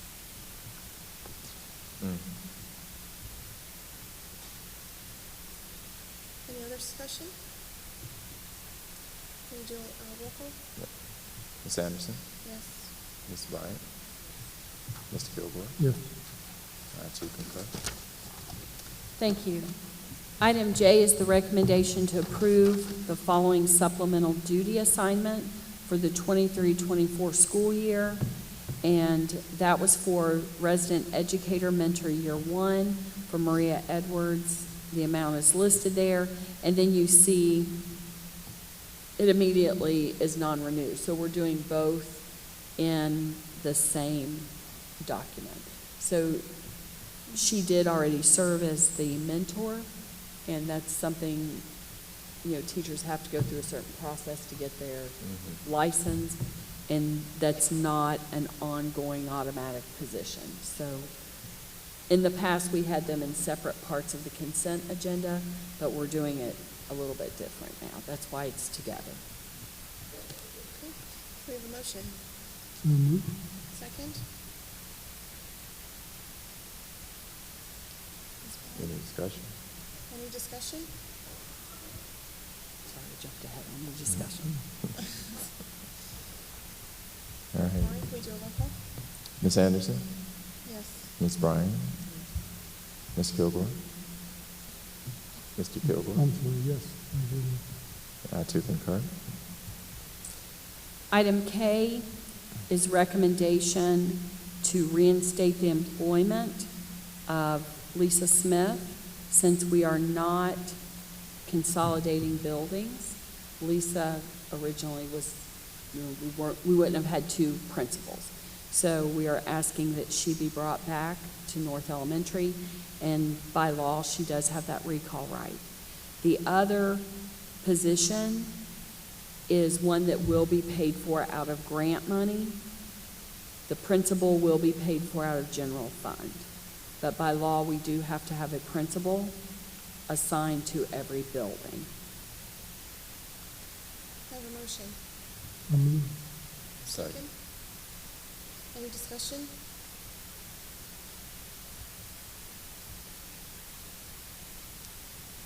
All right, can we do a roll call? Ms. Anderson, Yes. Ms. Bryant, Mr. Kilgore, Yes. I concur. Item L, we have several staff that we are asking to reinstate. These are people that were originally on our reduction in force list, and now we are asking them to be approved to bring back into our buildings based on resignations from other people. We have a motion. So moved. Second. Any discussion? Can we do a roll call? Ms. Anderson, Yes. Ms. Bryant, Ms. Kilgore, Yes. I too concur. Thank you. Item M is the recommendation to reinstate the employment of the following classified employees with 4 years or less who were non-renewed last month per the classified contract. And they are listed below. We have a motion. So moved. Second. Any discussion? This, I just wanted to note, these positions they're hired and then they're non-renewed each year. So we do this each year. So this would be people being brought back. And there was a spreadsheet provided. Many of these are one-on-one aids that are linked to our special education students, but there was a list that defined each of the roles for the people that are listed here. Would you roll call? Ms. Anderson, Yes. Ms. Bryant, Mr. Kilgore, Yes. I too concur. Item N, there are several resignations that are listed.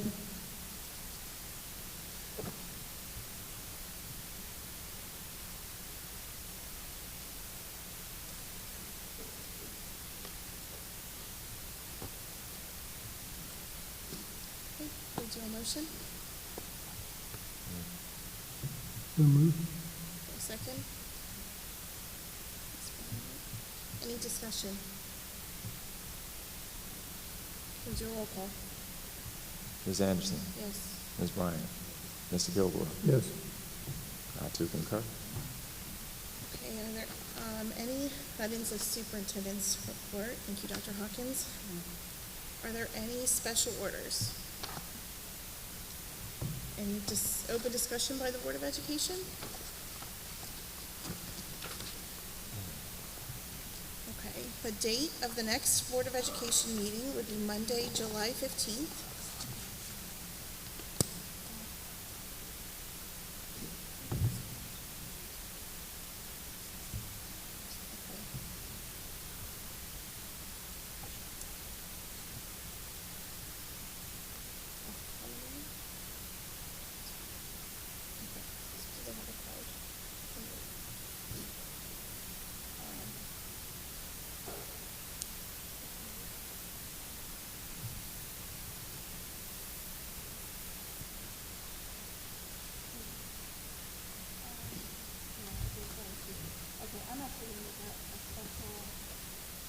Allowance.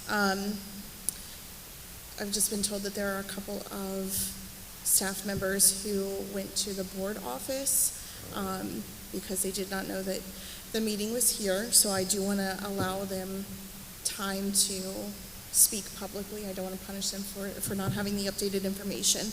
I don't know if you guys have cards or if Lavanda's bringing cards.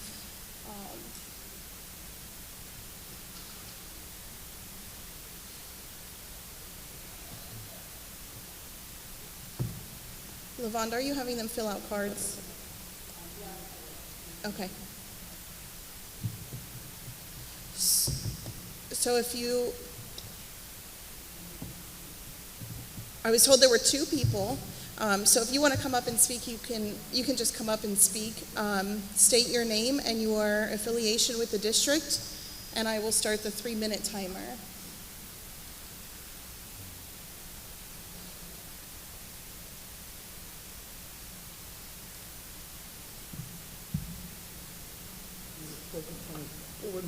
Oh, that's okay. Welcome.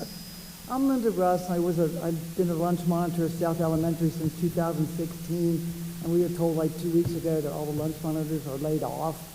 So I'm just wondering, is there any way we can work like 2 or 3 days a week? I mean, we don't make that much money. I know some of the teachers have been laid off, and I'm sorry, but is there any way we can work like 2 or 3 days a week? I mean, I don't know why they're cutting. I mean, I know they're cutting teachers and everything, but can we answer after anybody? Can you add anything? I'm not understanding your question. She's asking if the lunch aides are able to just possibly work part-time, and if you would like a response. Was that your only question? Did you have more to say? I don't want to respond and cut your time off.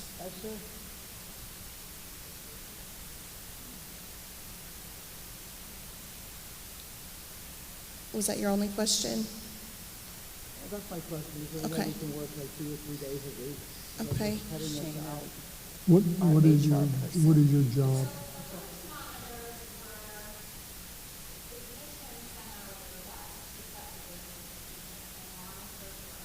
Mhm. Right. Right. Was, yeah. So I don't want to take up your time, so if I'm cutting you off, let me know. But that, as they've said, was a decision of the commission. We don't have authority over the commission. They were appointed by the state to come in and basically, I'm sorry? What we did, the sweeping of the floor, wiping of the table, collecting the trays. That was the decision of the commission, and unfortunately, they have state authority over the board for financial decisions. So as much as I do empathize with your situation, there is unfortunately nothing that anyone up here can do to override the decision of the state commission. I do apologize. Okay, thank you. Thank you. Okay. So With the two? I think that was just, Okay. I think it was just one. So the date of the next Board of Education meeting would be Monday, July 15th at 6 p.m. It will likely be held here in the auditorium. I think that for the foreseeable future, we will be here in the auditorium to make sure that there is enough space for everyone. We are now actually going to go into an executive session to consider the appointment, employment, dismissal, discipline, promotion, demotion, or compensation of a public employee or official. Let's see, it is 8:07. Can I have a motion? So moved. Second. Do a roll call? Ms. Anderson, Yes. Ms. Bryant, Mr. Kilgore, Yes. I too concur. Okay, so we'll be going into executive session. There's nothing left on the agenda, so you are welcome to stay if you would like, but there will be no No votes. there will be no votes after we return from executive session. And we're straight. Okay. Thank you.